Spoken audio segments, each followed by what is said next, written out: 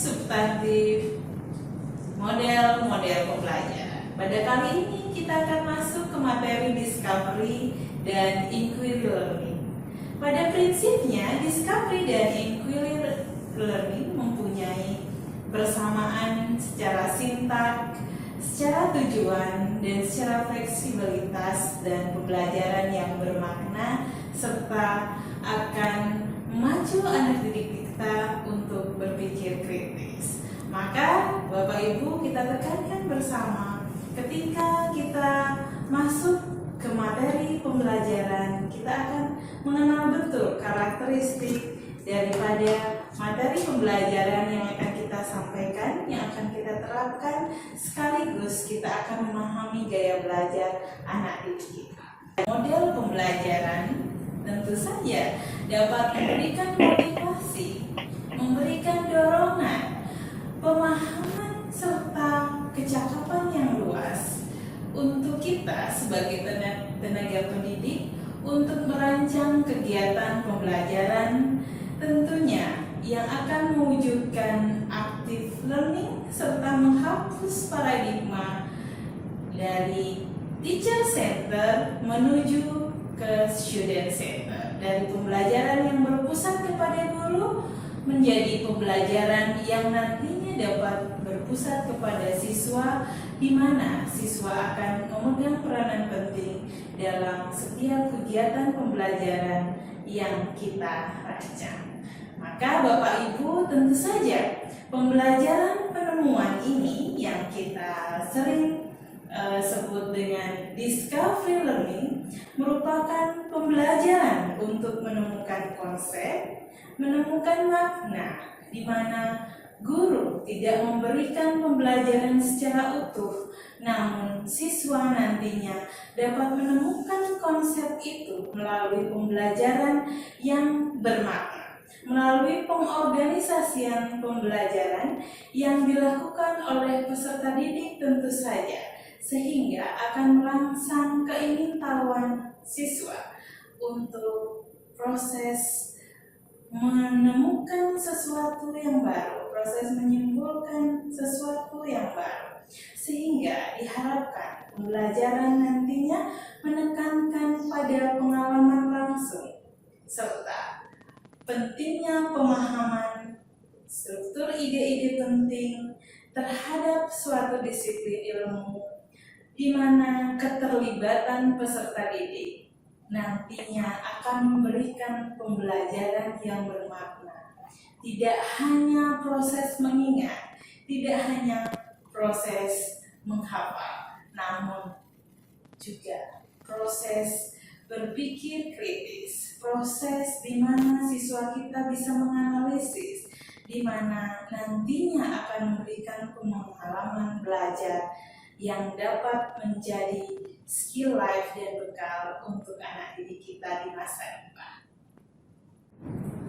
Bapak Ibu, dalam discovery learning ini tentu saja nantinya dapat memotivasi siswa dari proses pembelajaran yang pasif menjadi proses pembelajaran yang aktif, dari proses pembelajaran yang pasif menjadi proses pembelajaran yang kreatif. Tentu saja pengetahuan yang didapatkan oleh siswa jika Bapak Ibu menerapkan model discovery learning ini adalah pengetahuan yang tidak serta-merta Bapak Ibu beritahu, namun kita akan berikan keleluasaan kepada siswa untuk mencari tahu konsep-konsep dalam setiap materi yang akan kita realisasikan dalam proses pembelajaran. Bapak Ibu tenaga pendidik yang berbahagia dimanapun berada, bahwa ketika kita menerapkan model pembelajaran discovery learning ini, bahwa Bapak Ibu tetap memegang peranan penting sebagai pembimbing yang nantinya memberikan kesempatan kepada siswa untuk berperan aktif dalam kegiatan pembelajaran. Dalam discovery, siswa diberikan untuk melatih kemandirian, kemudian diberikan kesempatan untuk berpikir kritis terhadap pemecahan suatu permasalahan. Tentu saja titik poinnya ada pada berperan aktif dalam kegiatan pembelajaran. Dapat kita garis bawahi bersama bahwa sejatinya discovery learning ini adalah teori belajar yang didefinisikan sebagai proses pembelajaran yang terjadi bila siswa tidak disajikan dengan pembelajaran dalam bentuk finalnya secara utuh, tetapi diharapkan siswa dapat mengorganisasi sendiri terhadap konsep-konsep yang sejatinya sesuai dengan tujuan pembelajaran yang diharapkan oleh guru. Jadi intinya bukan diberitahu, tapi siswa akan mencari tahu dengan diberikan kesempatan untuk bereksplorasi lebih dalam terhadap poin-poin materi pembelajaran yang akan kita targetkan. Sintak atau tahapan-tahapan dari discovery learning ini kita akan cermati bersama, dimulai dari proses stimulation, kemudian problem statement, kemudian data collection, data processing, verification, dan generalization. Tentu saja setiap tahapan-tahapan ini Bapak Ibu akan ikuti, sehingga secara otomatis ketika kita menggunakan model pembelajaran, kita juga akan merealisasikan pendekatan pembelajaran 5M atau bersifat saintifik yang ada di dalamnya, yang kita combine dengan strategi pembelajaran aktif, dan kita akan menerapkan mix method atau berbagai metode yang nantinya akan kita lakukan sehingga tujuan pembelajaran akan tercapai. Maka dalam sintak yang pertama, yaitu stimulation, dalam stimulation kita akan memberikan rangsangan kepada siswa. Guru dapat memberikan stimulus, dapat berupa gambar, nantinya dapat berupa video, dapat berupa suara, atau dapat nantinya berupa hal-hal yang nantinya bisa menarik perhatian siswa untuk termotivasi masuk kepada materi pembelajaran yang kita harapkan. Baik itu nantinya Bapak Ibu bisa mengcombine proses stimulation ini dengan proses literasi, sehingga nantinya ada kegiatan mengamati pula dalam proses stimulation. Jadi Bapak Ibu bisa mengembangkan kegiatan stimulation ini sesuai dengan konteks materi yang akan kita bawakan. Kemudian kita masuk ke mengidentifikasi masalah.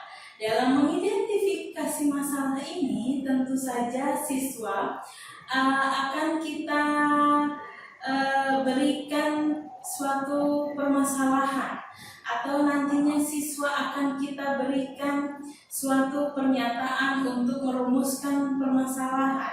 Dalam proses problem statement ini nantinya kita juga akan mengaktifkan siswa melalui kegiatan mengkomunikasikan, melalui kegiatan menanya, sehingga tentu saja pendekatan akan ada di dalamnya. Kemudian kita masuk kepada data collection. Data collection atau pengumpulan data ini Bapak Ibu bisa arahkan siswa dengan membaca materi secara lebih dalam, kemudian bisa pula Bapak Ibu lakukan atau arahkan siswa dengan wawancara, kemudian bisa pula nantinya dalam data collection akan berkunjung ke perpustakaan atau akan menguatkan beberapa referensi yang terkait dengan materi. Kemudian yang tak kalah pentingnya adalah mengolah data. Dalam mengolah data sejatinya ada proses bernalar. Disinilah nantinya ada proses menganalisis, ada proses pengembangan pengetahuan untuk nantinya memahami lebih dalam secara konseptual. menemukan sendiri terhadap makna-makna atau menemukan pemecahan terhadap permasalahan yang telah ditetapkan di awal, sehingga proses bernalar ini tentu saja memerlukan proses berpikir yang tentu saja ketika kita menerapkan discovery learning ini sejatinya ada proses berpikir tingkat tinggi, sehingga siswa kita akan kita rangsang untuk berpikir lebih dalam untuk memecahkan suatu permasalahan atau untuk menyimpulkan sesuatu, tidak hanya proses mengingat, tidak hanya proses untuk menghafal, namun menemukan konsep itu sendiri.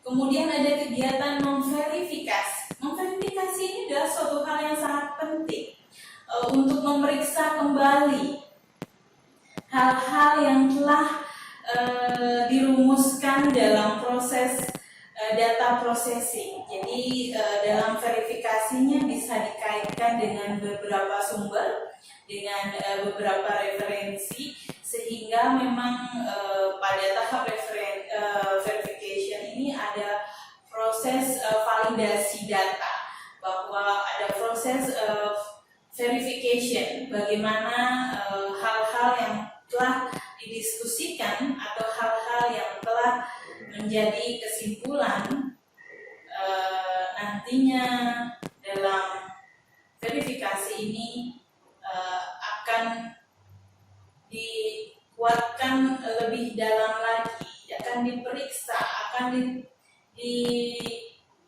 dikaitkan dengan beberapa hal-hal sehingga memang ada suatu proses di mana apakah kesimpulan atau apakah proses dari pemecahan masalah yang menjadi titik tolak bersama yang telah didiskusikan pada proses mengolah data itu merupakan hal yang sudah menjadi relevan, sudah menjadi hal yang memang sesuai dengan guideline. Maka inilah proses pemeriksaan atau proses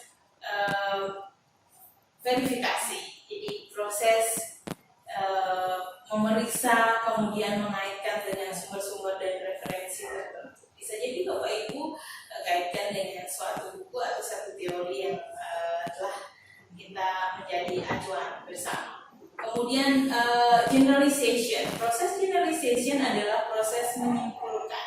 Tentu saja dalam proses generalisasi ini adalah hal yang sangat penting. Peran guru akan sangat penting. Jika terjadi ada miskonsepsi antara siswa yang satu dengan yang lain atau dengan kelompok yang satu dengan yang lain, maka disinilah terjadi proses menguatkan. Jadi guru dan siswa menyimpulkan secara bersama-sama sehingga menjadi kesimpulan kelas, sehingga hal-hal yang sebelumnya masih menjadi pergolakan, hal-hal yang menjadi permasalahan, tentu saja disinilah akan diluruskan oleh guru. Bapak Ibu, Hosnan pada tahun 2014 mengemukakan keuntungan-keuntungan dalam penerapan discovery learning terhadap siswa. Maka kita akan telah bersama bahwa discovery learning mendorong keterlibatan keaktifan siswa. Kemudian discovery learning ini pula mendorong siswa berpikir intuisi dan merumuskan hipotesisnya sendiri. Seperti kita ketahui bersama bahwa hipotesis itu adalah jawaban sementara di awal sebelum terjadinya proses verifikasi data. Kemudian melatih siswa untuk mandiri, melatih siswa untuk berperan aktif dalam proses pembelajaran. Kemudian discovery learning membantu siswa untuk memperbaiki, jadi memperbaiki dan meningkatkan proses kognitif siswa. Jadi Bapak Ibu, kita tidak usah ragu lagi menerapkan model pembelajaran discovery, tinggal kita kuasai setiap sintak dan langkahnya. kemudian kita akan kuasai karakteristik materi pembelajaran kita. Saya kira Bapak Ibu sudah siap menerapkan discovery learning.